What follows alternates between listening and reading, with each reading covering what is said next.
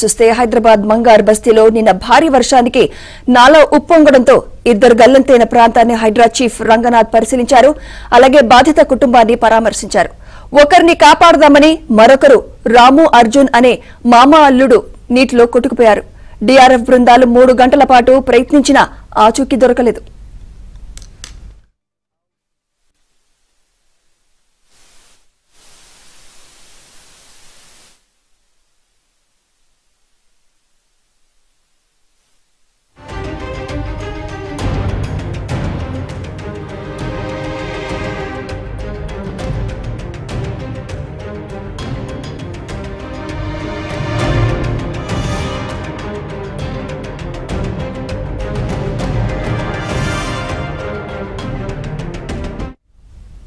ఇదే అంశంపై మరింత సమాచారం మా ప్రతినిధి మణికంఠ అందిస్తారు. మణికంఠ, గల్లంతైన ఆ ఇద్దరి ఆచూకీ ఏమైనా తెలిసిందా? అధికారులు ఏమంటున్నారు మణికంఠ?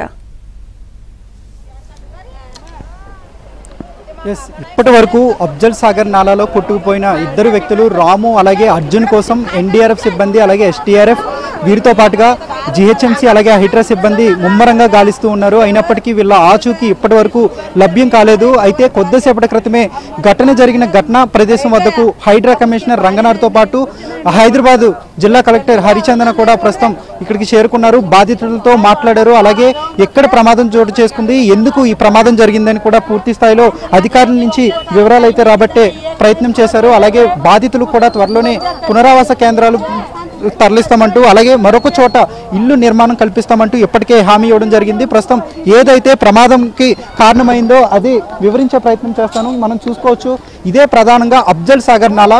సో దీనికి ఆనుకునే దీని పక్కనే ఇల్లు నిర్మాణం అయితే జరిగింది. ప్రస్తుతం మనం చూసుకోవచ్చు, ఇదే అర్జున్ రాము ఉండే నివాస ప్రాంతం ఇదే. ప్రస్తుతం వాళ్ళ కుటుంబ సభ్యులు కూడా ఉన్నారు ఇక్కడే.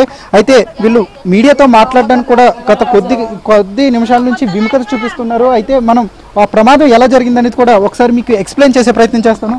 మనం చూసుకోవచ్చు, నాలాకి అటాక్ అయ్యి దానికి ఆనుకునే ఈ నివాస ప్రాంతం అయితే ఉంది. అయితే ఈ నివాస ప్రాంతం చాలా ఇరుకుగా ఇల్లులు అయితే నిర్మాణం జరిగింది. ప్రస్తుతం మనం చూసుకోవచ్చు, ఈ ఎగ్జాక్ట్గా మనం చూసుకోవచ్చు ఈ ఇళ్ళ నిర్మాణం ఈ ఇంట్లోనే అర్జున్ అలాగే రాము కూడా నివాసం అయితే ఉంటూ ఉన్నారు. నిన్న రాత్రి భారీ వర్షం అయితే కురిసింది. ఈ సమయంలో మనం ఒక్కసారిగా నేను మీకు ఎక్స్ప్లెయిన్ చేసే ప్రయత్నం చేస్తాను. ఇక్కడ ఈ నాలాకు ఆనుకునే ఈ ఇంటి పక్కనే మరొక చిన్న నాలా కూడా ఉంది. సో ఇది ఒక రహదారిగా అయితే మార్చేశారు. దీన్ని ఈ రహదారిగా మార్చడంతో ఇక్కడే సాధారణంగా వాళ్ళు వంట వండుకుంటున్నారు. అలాగే ఇక్కడే మంచం వేసుకుని పడుకుంటున్నారు. దీంతో పాటుగా వాళ్ళ యొక్క బట్టలు కూడా ఈ ప్రాంతంలోనే ఉతుక్కుంటూ ఉన్నారు. అయితే పైన నిన్న కురిసిన భారీ వర్షానికి ఒక్కసారిగా వర్షపు నీరు నాలాలో ప్రవహిస్తుంది. మరోవైపు ఇటువైపు ఈ మార్గం గుండా ప్రవహిస్తూ ఉంది. సుమారుగా 6 అడుగుల ఎత్తులో ఈ నీటి ప్రవాహం అయితే పోతూ ఉంది. అదే క్రమంలో ఇక్కడ సాధారణంగా వీళ్ళంతా ఈ బస్తీ వాసులంతా కూడా ఇక్కడే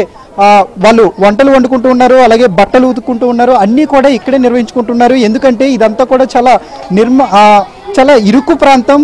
ఇంట్లో కేవలం నిద్రించడానికి మాత్రమే ప్లేస్ ఉంటుంది. మిగిలిన కార్యకలాపాలన్నీ కూడా ఇక్కడే చేసుకోవాల్సి ఉంటుంది. అయితే నిన్న కురిసిన భారీ వర్షానికి పూర్తిగా 6 అడుగుల లోతు వరకు వర్షం నీరు ఒక్కసారిగా ఇలా ప్రవహిస్తూ ఉంది. అయితే ఇక్కడే ఎగ్జాక్ట్గా నేను చూపించే ప్రయత్నం చేస్తాను. ఇక్కడే రాము అంటే అల్లుడు అర్జున్తో పాటు మామ రాము కూడా ఇక్కడే ఉన్నారు. అయితే రాము ఒకసారిగా ఇక్కడ ఉన్న కుర్చీతో పాటు మంచం వంటి వస్తువులను తీసుకుని ఇంట్లోకి వెళ్ళే ప్రయత్నం చేశాడు.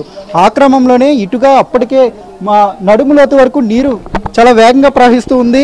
అయితే ఆ ప్రవాహంలో ఒక్కసారిగా అతను అదుపు తప్పి కొట్టుకుపోయాడు. అయితే అతన్ని రక్షించే ప్రయత్నంలో అల్లుడు అర్జున్ ఒక్కసారిగా తాను కూడా ఇక్కడికే దిగాడు. ఇప్పటికే నిన్న రాత్రి ఇదంతా కూడా చాలా నీటి ఉధృతి చాలా ఎక్కువగా కొనసాగుతూ ఉంది. అయితే మామను కాపాడిపోయి రామును కాపాడిపోయి అక్కడ అర్జున్ కూడా ఇద్దరు కూడా కొట్టుకుని పోయారు. ప్రధానంగా నేను మీకు ఎక్స్ప్లెయిన్ చేసే ప్రయత్నం చేస్తాను. ఈ చిన్న నాల ఏదైతే ఉందో ఈ చిన్న నాల సుమారుగా అప్పటికే 6 అడుగుల ఎత్తులో నీటి ప్రవాహం కొనసాగుతూ ఉంది. ఈ క్రమంలోనే అఫ్జల్ సాగర్ ప్రధాన నాల. సో ఇక్కడి నుంచి వాళ్ళు నేరుగా కొట్టుకుపోయి ఈ నాలలోకి అయితే కలిసిపోయారు. ఇక్కడ వాళ్ళు తాళ్లతో స్థానికులు వాళ్ళని అడ్డుకునే ప్రయత్నం చేశారు, కాపాడే ప్రయత్నం చేశారు. అయినప్పటికీ వాళ్ళైతే నాలాలోనే కొట్టుకుపోయారు. అఫ్జల్ సాగర్ నాగాలలో ప్రస్తుతం అధికారులు వాళ్ళ కోసం ముమ్మరంగా గాలిస్తున్నారు. అయితే ఇక్కడ మనం ఒక రక్షణ గ్రిల్ కూడా చూసుకోవచ్చు. ఈ గ్రిల్ ఎప్పుడైతే ఈ ప్రమాదం జరిగిందో హుటాహుట్న హైడ్రా సిబ్బంది అలాగే జిహెచ్ఎంసీ అధికారులు వాళ్ళ కోసం వెతికే సందర్భంలో పూర్తిగా చాలా ప్రమాదకంగా మారడంతో ఈ గ్రిల్ని ఏర్పాటు చేశారు. అయితే కొద్దిసేపటి క్రితమే అటు జిహెచ్ఎంసీ కమిషనర్ కర్ణన్తో పాటు హైడ్రా కమిషనర్ రంగనాథ్ అలాగే హైదరాబాద్ కలెక్టర్ హరిచందన కూడా ఈ బస్తీ ప్రాంతాల్లో మొత్తం పూర్తిగా ఈ మంగర్ బస్తీ ప్రాంతంలో పూర్తిగా వాళ్ళంతా పర్యటించారు. అసలు ప్రమాదం ఎందుకు జరిగింది, ఎక్కడ జరిగింది, ఎందువల్ల జరిగింది ప్రమాదం అని కూడా పూర్తి స్థాయిలో ఇక్కడ ఉన్న అధికారుల నుంచి వివరాలు అయితే రాబట్టే ప్రయత్నం చేశారు. ప్రధానంగా ఇక్కడ 145 ఇల్లులు ఉన్నట్లుగా అధికారులు అయితే నిర్ధారణకు వచ్చారు. అయితే ఈ ఇల్లులన్నీ కూడా నాలాకు ఆనుకుని నాలా మీదే ఇల్లు నిర్మించడం అలాగే ఇక్కడే వీళ్ళ జీవన కార్యకలాపాలన్నీ చేయడంతో ఇక్కడకు ఏదైనా వర్షం పడితే చిన్న స్థాయి వర్షమైనా లేదంటే పెద్ద స్థాయి వర్షం వచ్చినా ఒక్కసారిగా ఇక్కడ నీరు ప్రవాహం చాలా ఎక్కువగా పెరుగుతుంది.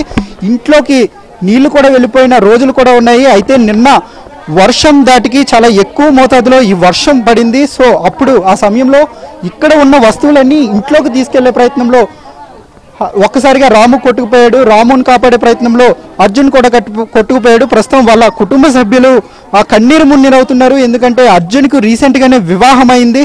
అతని వయసు కేవలం 28 సంవత్సరాలుగా ఉన్నట్లుగా కూడా తెలుస్తుంది. 4 పిల్లలతో అర్జున్ తన పిల్లలతో కూడా పూర్తిగా తన భార్య కూడా కన్నీరు మున్నీరవుతుంది. నిన్న కురిసిన భారీ వర్షానికి ఒక్కసారిగా ఇక్కడ ఫ్లోటింగ్ ఇక్కడే ఎగ్జాక్ట్గా కొద్దిసేపటి క్రితమే రంగనాథ్ కూడా హైడ్రా కమిషనర్ రంగనాథ్ కూడా ఈ పరిసర ప్రాంతాలన్నీ కూడా ప్రతిదీ క్షుణ్ణంగా పరిశీలించారు.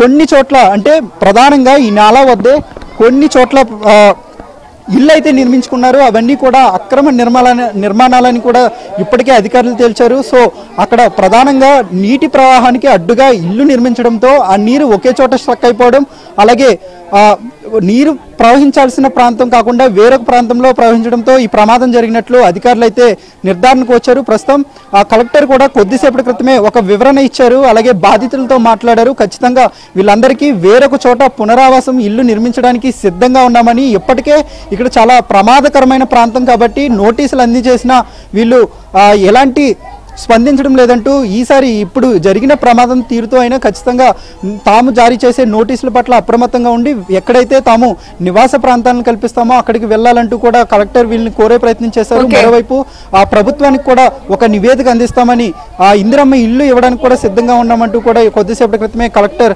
హరిచందన తెలిపిన పరిస్థితి కూడా కనబడుతుంది. రైట్.